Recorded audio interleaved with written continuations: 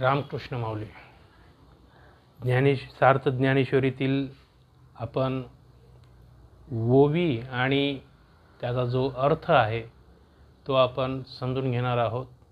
जे यथार्थ जी सार्थ ज्ञानेश्वरी आहे त्याचं आपण वाचन पाहत आहोत.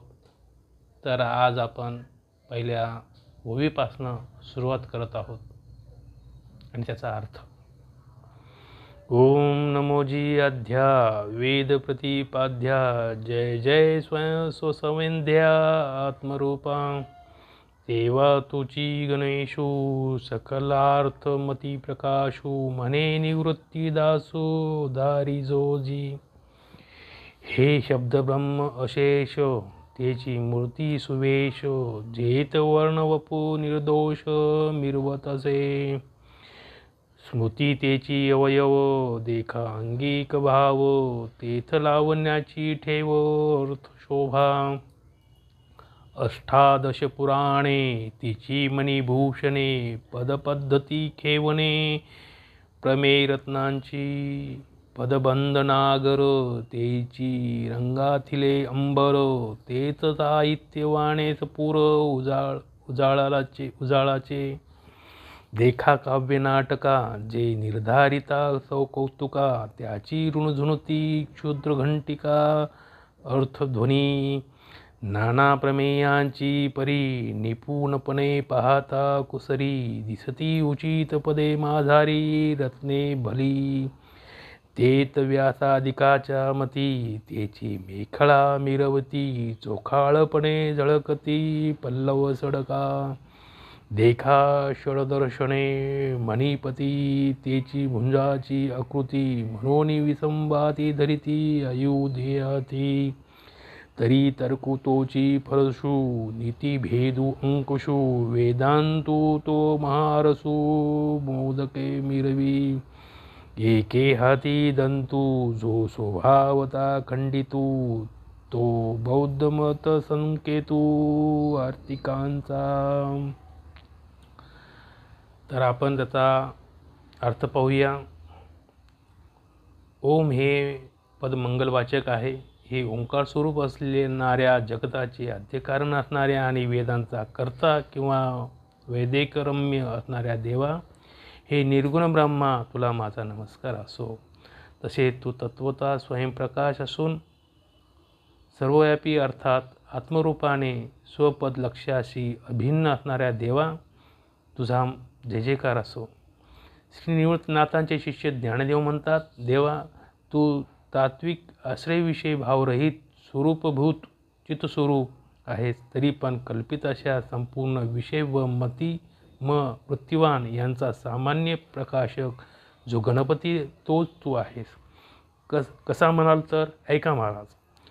संपूर्ण वेद हीच या गणपतीची उत्तम सजविलेली मूर्ती आहे की जिचे निर्दोष स्वर व व्यंजने इत्यादी वर्णरूपी शरीर अंगकांती सौंदर्य शोभत आहे. त्या शरीराची ठेवण आहे अंगलोट आहे ती अशी पहा की स्मृती हे त्यांचे अवयव असून त्या स्मृतीतील सर्व सौंदर्य म्हणजे जणू लावण्याची खाणच आहे. 18 पुराणे हीच त्यांच्या अंगावरील रत्नखचित अलंकार होय. त्यात सांगितलेले सिद्धांत हीच कोणी रत्ने असून त्यातील छंदोबद्ध पदयोजना हीच त्या सिद्धरत्नांची गोंदणे होत. उत्तम पदलयांतीच हेच या श्री गणेशा अंगावरील रंगविलेले वस्त्र होय की ज्या शब्दरचनेतील अलंकार हेच त्या वस्त्राचे भरपूर लांब रुंद लकलकीत तलम पोत होय.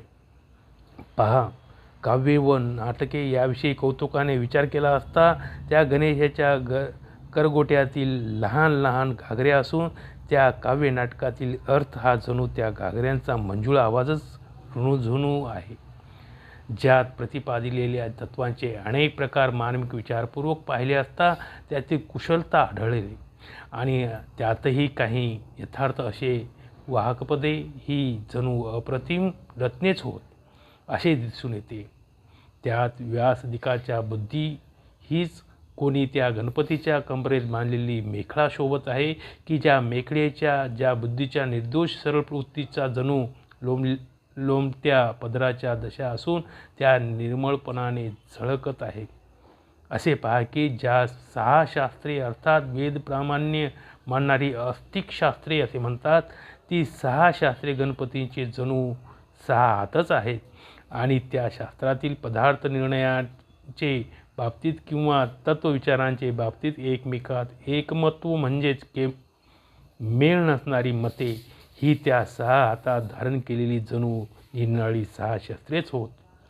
ती अशी की कनकादाचे विशेषिक शस्त्ररूपी हातामध्ये तर्क हा जणू परशु होय, गौतमाचे न्यायशास्त्ररूपी हातामध्ये षोडश पदार्थात्मक तत्वभेद हा जणू अंकुशच होय आणि भगवान व्यासांचे वेदात सूत्ररूपी हातामध्ये ब्रह्मानंदात्मक महारसाने भरलेला ब्रह्मात्मिक ज्ञानरूपी मोदक शोभत आहे.